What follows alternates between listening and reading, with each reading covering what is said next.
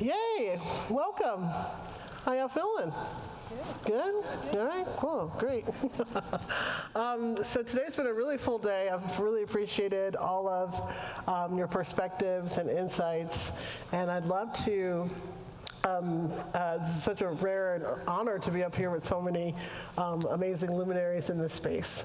And I'm curious of each of you, or however you want to jump in, how is it that you practice leadership in ways that you might consider psychedelic? Are there ways, is this a real thing, or is it sort of a myth that there are ways to lead and be in the space in a way that is psychedelic? Has your leadership changed in regards to your relationship with psychedelics and psychedelic wellness? And that's just open for debate. Anything is welcome, and whoever would like to jump in, would love to hear from you.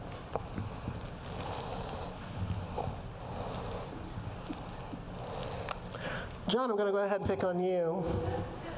John? Yeah. Me? That's a great question.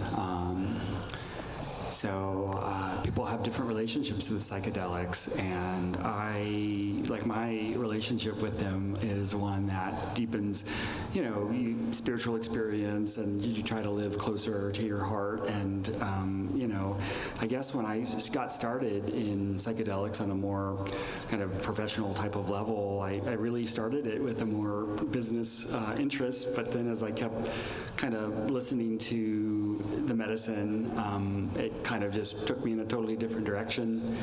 And so I think for my work, it's largely just been trying to be open to, the voices that are outside of your routine or your habit, and just open to being led to wherever that might lead you, to whatever strange places and whatever risks also, like personally or professionally, that feel appropriate for a given individual. I think just being willing to walk through the the doors that open as you begin. That's been part of my process. So.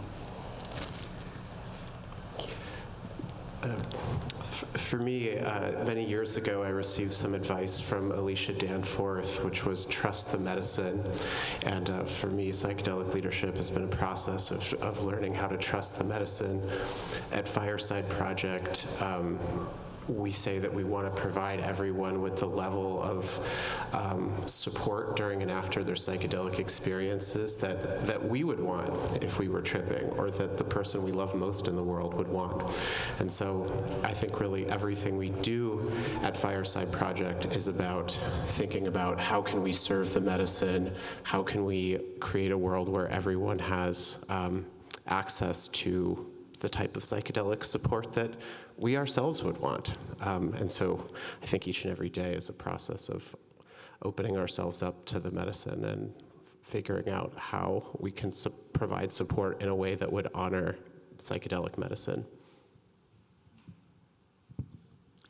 I would also like to add that for me it has been a process of, trying to think outside of the box, going beyond the usual restrictions of a field of work or a discipline.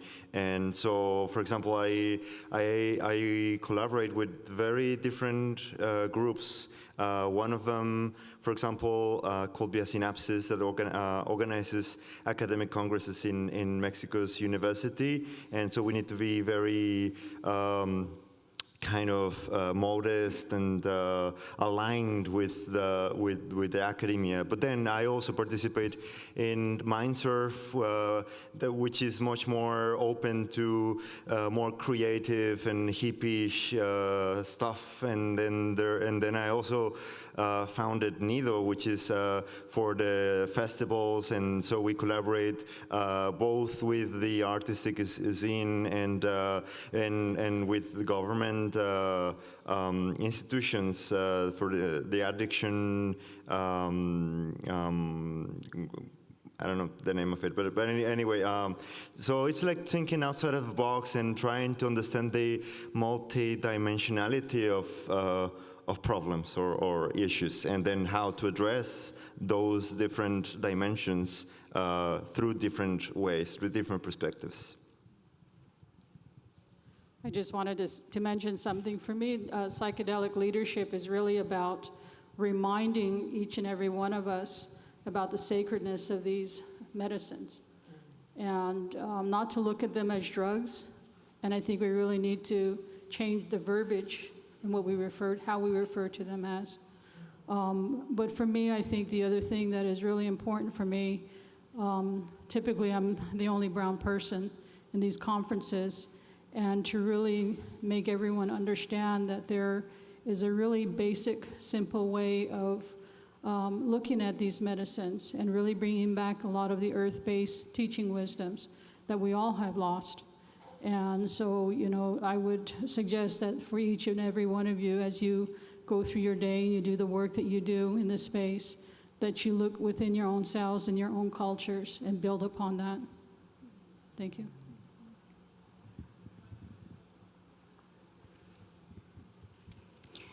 I think the last time I sat with the medicine with mushrooms, the message that I got from them, from my partner and I, was to step into this leadership role, to own it, to own this power, to accept it as being a part of our purpose, and to honor that power. And I am a dark brown Native woman stepping into these spaces filled with majority European American people, and I have to learn how to hold myself in that room and how to honor my lineage that comes with this, and the fact that I have a voice and I need to share it, and these words need to be spread, these messages. And so having that leadership, stepping into that power, owning it, honoring the medicine and the relationship that we have with this medicine, and of course meeting the medicine halfway. So thank you.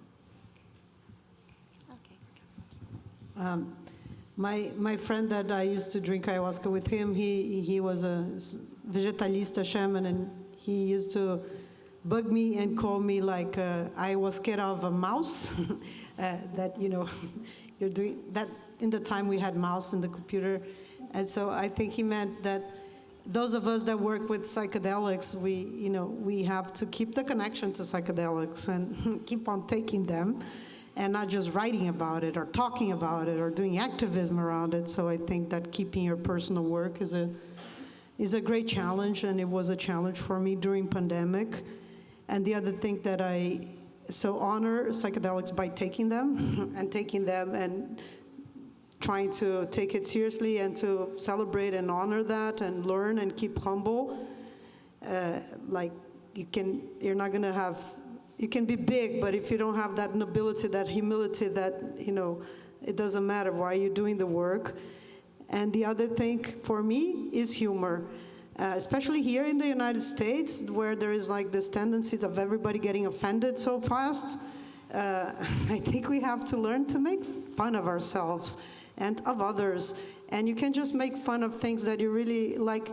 It's like a family relationship. You make fun of things that you're tender about, and that's a way to create connection. I also read in Belinda's article that she published with us that super humor is sacred in Native traditions, and there is that whole fun part of it, the lore, the fun, the tales of psychedelics. That's wisdom, and that's a way to learn through those jokes and those tales. It helps the leadership as well.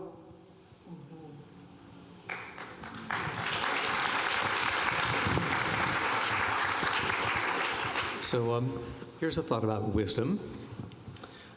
I've learned to mistrust anything in myself that shows up in my own psyche that I might be tempted to label wisdom. Instead, I've learned over the years that wisdom very often comes not from a person, but from a group. And in particular, a group that has developed a certain kind of listening and spaciousness and an ability for somebody to detect when they want to speak into the circle something that feels like it isn't actually coming from themselves. This is actually a deep, deep Quaker tradition, and I regard myself as a wannabe Quaker. Most hours of most days it doesn't quite work, but some hours of some days it does work, and it's the most reliable route to wisdom that I've found. Right on. You said everything I'd like to say, and just to add one more is the wisdom of surrender. I mean, for me, leadership is not insisting on your way. Leadership to me is being able to listen and then to follow what, the truth or wisdom that arises. And so often working with the medicine or working with psychedelics, I've really been able to put my own attempt at wisdom on the back burner so that other people can communicate. And I think that's where the real leadership will come from, not from any individual, but from a collective. Quick add-on. One of the most exhilarating experiences I have from time to time, not very often, is having thought really hard about a problem. I'm thinking about it when I go to sleep at night, thinking about it when I wake up in the morning. I become convinced egoically that surely I've thought about it more than anyone else, and I know the right solution. If I end up in a Quaker-style conversation and can let go of that, very often the group will come up with something I didn't think of, which I and everyone else immediately recognizes as superior. And my experience of that is absolutely exhilarating. Could I add one more thing? We're playing tennis here at this point, but it's very, I'm a historian of religion, and, for the last 15 years, I was unhirable. There was no position for a historian of psychedelic religion anywhere, which is great because it allowed me to be as free as I wanted. But, the best advice I ever got was, what, are you in this for tenure? Of course not. I was in it to learn. I was in it for creativity and curiosity. And I guess, and I'll end here by saying that I think the ultimate teacher, for me at least, is curiosity. The ultimate teacher here is tenderness and that ability to learn. So I'll leave it there. And congratulations for getting a job in Stanford. Woo. Okay, you can hear me through. I don't know which mic is on, and I'm not sure what's happening, but thank y'all for volleying that one around, and feel free to keep volleying, or if things come up that make you want to ask a question of each other, please do. Keeping my eye on the time here. I have one other kind of large group question, and I want to preface it in this way that, we are in this emergent time, and also in a time that won't repeat again. There's a lot of things that feel like we have to get right as a community and as a growing sector space. And I'm noticing as I, in this space, reading things, going to different meetings, and interfacing with different sectors and the sort of circles within this space, a lot of miscommunication, a lot of misunderstanding, people having differential opinions about the direction of how things should go. Do the molecules belong to us? Do they belong to others? What right do we have to even think we have any control of them? And I'm wondering, from your perspectives as leaders, as space holders in the psychedelic movement at this time, what are some of the things that you have seen in the space that are alarming, or that you feel like we all need to have a clear awareness about, things that could really belabor our ability to move forward?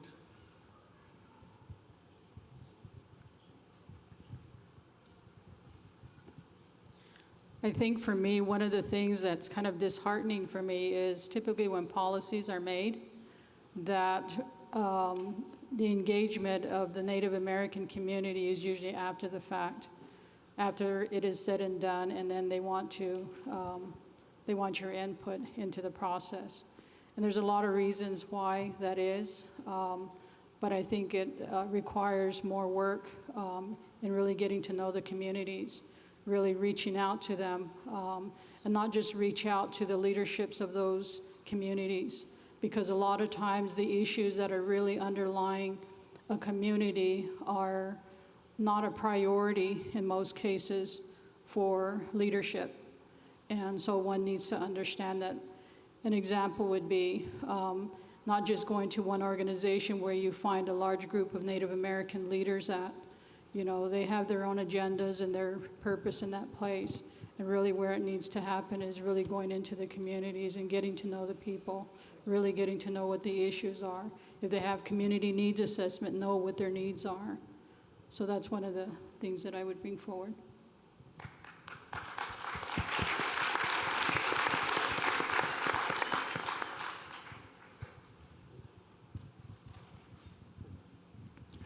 We started getting to this. I had like 30 seconds to get to this in our talk, but the thing that concerns me is just the different, the psychedelic ecosystem is evolving in different directions, and it's divergent directions. And as 109 is about to launch, I think the moment it hits, it's going to immediately, this is just my prediction, of course, anybody could disagree, but you're going to have more spiritual, religiously oriented services, you're going to have mental health and therapeutic type services, and you're probably going to have what colloquially is referred to as recreational type services. And the hope that I and others have is that all of these different use paradigms can get along, and that there's room in the ecosystem for all of us to be able to support each other's work and be informed by each other's work, and that the kind of people's economic self-interest doesn't kind of override that need for a diverse and healthy ecosystem where people take psychedelics for all kinds of different reasons. So to create, and I think of those, the one that concerns me the most is really the religious use, just because there is not very much money in it, and it is the one that looks most perhaps bizarre to kind of medical applications. So I'm just hoping that as this ecosystem evolves and advances, that there's still kind of room for sacred practice and for a sacred community to come together and work with these things in beneficial ways.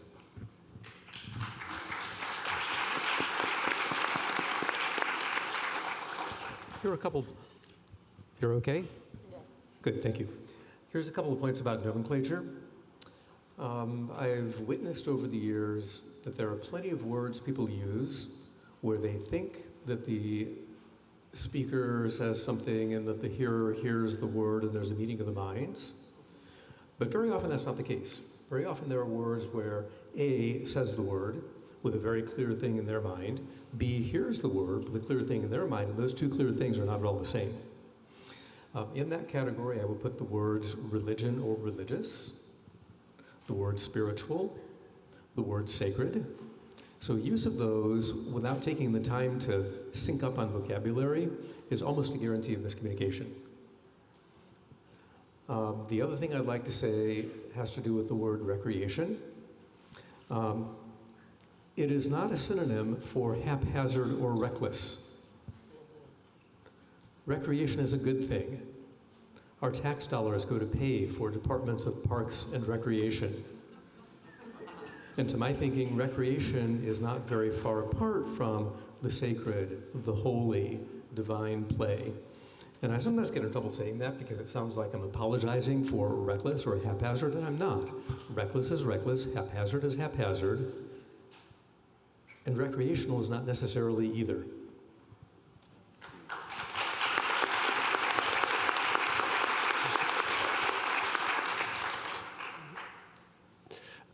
One of the concerns I have about the psychedelic space, and Hanifa and I alluded to this in our talk, is the way that we speak about psychedelics. I think if you read a lot of popular media, including some recent documentaries about psychedelics, there's just I think a borderline fetishizing of the healing benefits of psychedelics without a really holistic discussion of the risks. I think when we're all talking about psychedelics, the hope is that we're really saying that these are substances that need to be treated with respect. We should all be researching psychedelics before we take them, and I think the overemphasis on the benefits, I think risks creating situations where people seek out emergency services, and that can really risk derailing, I think, the right narrative about psychedelics, which is that if used properly and with respect, they can be incredible tools for healing. Another risk, and then I'll stop talking, is I think there needs to be more of an emphasis on peer support in the psychedelic space. People cannot afford therapists often, and there aren't enough psychedelic therapists. And I don't think that therapy is actually, or I think peer support can be a real complement to therapy on so many occasions. We on the psychedelic peer support line hear from lots of people who have a therapist, but it's Monday and they need to talk to someone now, but they don't have a therapy appointment until Friday. So I think peer support can involve standards, that can involve rigorous training, and I'm hoping that we see more peer support within the medical model as well as adjacent to it. I think peer support, there's a role for peer support within clinical trials.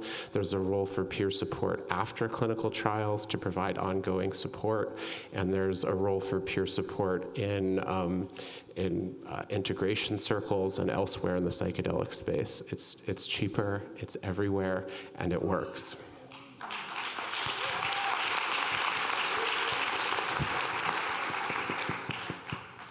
I got a list, but I'll be short. All right, Pia.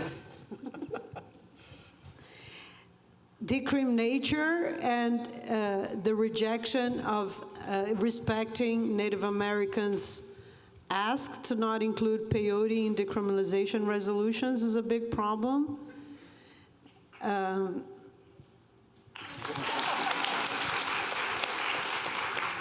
mean, seriously, sexual abuse is a big problem. We have our sexual abuse awareness guidelines. Patriarchy and homophobia, especially in ayahuasca circles, is terrible.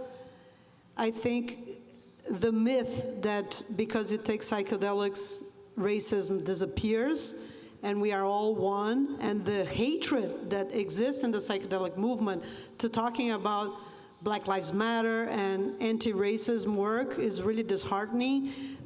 Every time that Chacruna or MAPS or other organizations put out stuff that is into social justice, there's so much pushback, as if we take psychedelics and all of this disappears and we are all one, and this myth that just by taking psychedelics you're going to solve racism, you don't.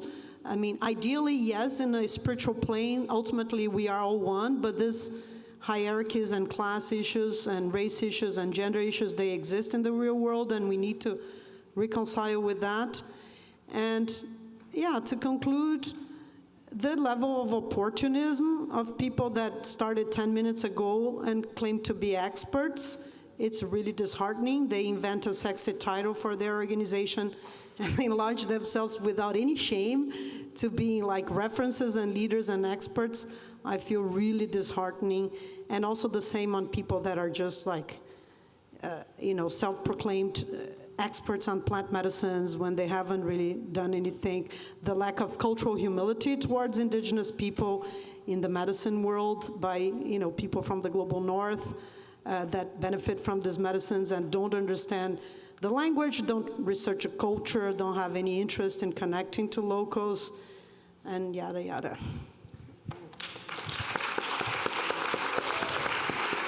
Thank you. So I'm going to start to read some of the questions coming in. I was going to... Oh, I'm so sorry. Thank you. I think what concerns me is the excess of shamans and the lack of reconciliation with our ancestors. And I'm saying that in we can't abandon our ancestors. We can't abandon the lineages that we come from. We have really good ancestors, and we have ancestors who were pieces of shits. They were horrid people. And I'm saying this because I just did my ancestry, and I found out I'm 10% British. And I'm having to reconcile with that within myself because that's very much a part of my ancestry. And if Indigenous people are doing the work to understand their lineages, the traumas that they've been through, then European Americans need to do the exact same. Because what we're seeing is this thirst for blood. And where did that come from? It came from colonization, it came from mass shootings, it came from genocide. Holocaust. And there's this thirst for blood now. We have mass shootings in Publix, in our public school systems, and the killing of our children. And climate change, there's this greed. If any of you read Columbus and Other Cannibals, they talk about this Wetiko spirit. And that's the reconciliation, that's the acknowledgement, the acceptance, the forgiveness, that's the shadow work. And it's very heavy, dark, deeply rooted work that needs to be acknowledged and done.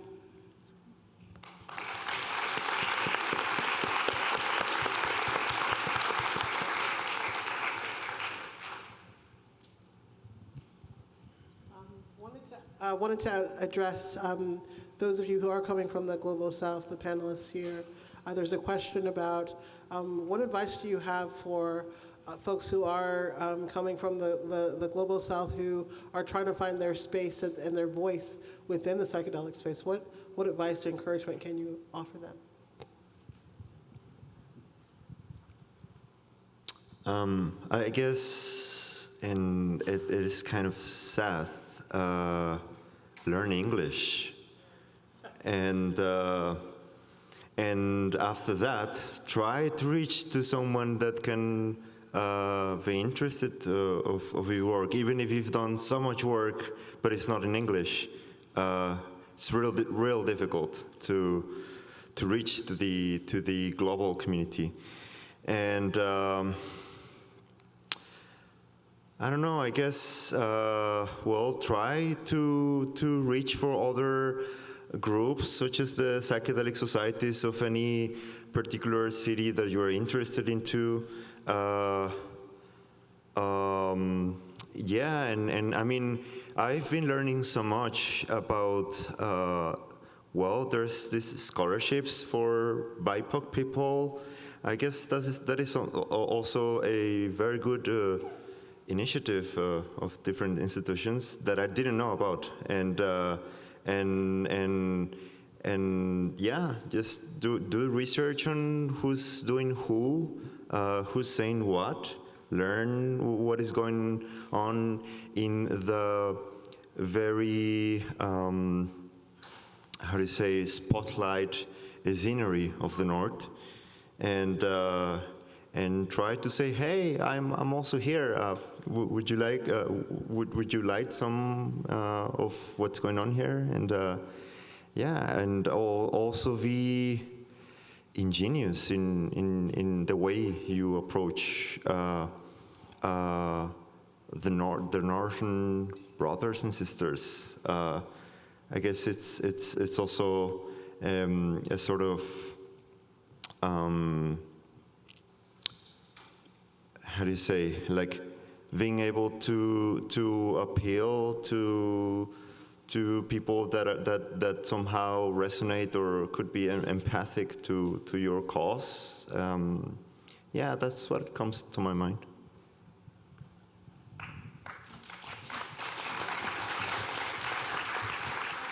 I want to invite everybody from Mexico, Brazil, and Spanish-speaking, Portuguese-speaking to join Chacruna. And we have Chacruna Latino America, and we have a site that is in Portuguese and Spanish. We also have publications in Portuguese and Spanish. And so in Chacruna, we are from Brazil and Mexico. And I want to say, yeah, the English, the prepositions, you're never going to get them, but it's okay. Learn English, and I think for me, I have moved here 5 years ago. It was my dream to live in the United States, but I have a love and hate relationship to the United States, and it has been a process, a challenge to adapt. And that's an ongoing process to adapt. And then you have to have compassion for yourself and for Americans too that suffer like us, trying to adapt to the United States. It's a very intense place. It's very paradoxical. It has a lot of good things and a lot of bad things. And so I think that we look and sometimes we're prejudiced against Americans, but they also suffer. And I think this is still a great country for immigrants, and I'm incredibly grateful. I got my American citizenship and I'm living my American dream. So stick in there, I think there's a place for us immigrants here, and we need you.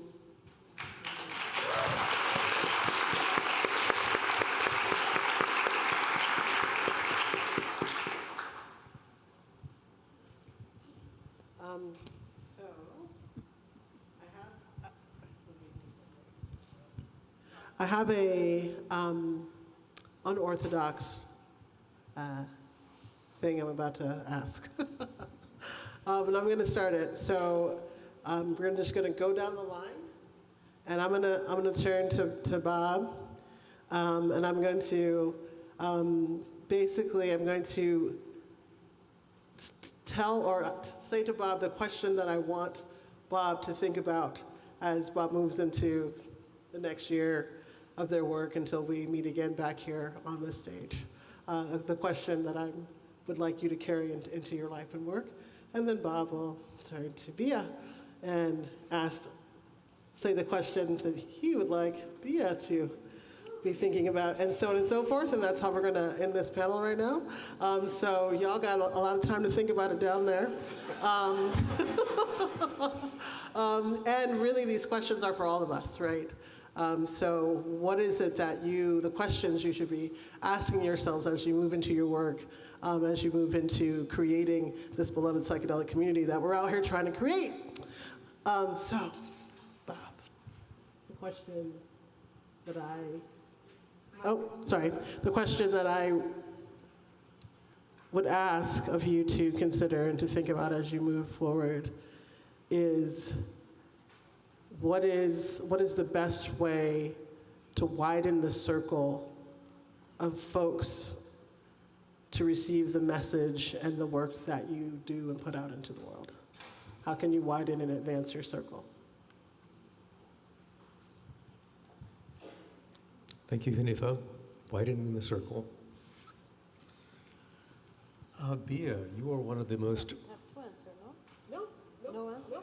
You're taking this question with you into the next year.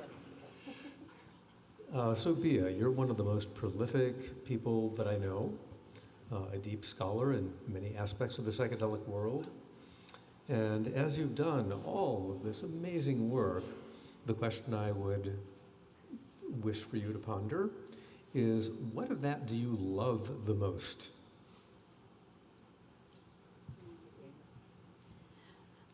Belinda, what would you say if you got like a government representative or a DA agent and ask you, how come you are Dine and you're like doing an ayahuasca church that's not a medicine that is traditional to your community? How would you answer to him that this is authentic and sincere?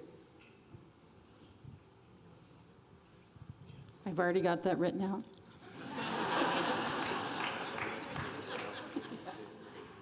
I think my question for you would be to think about, I was listening to your presentation earlier today, and to really bring that down to more of a local level, and how can that work impact BIPOC people, would be my question for you to think about. Thank you.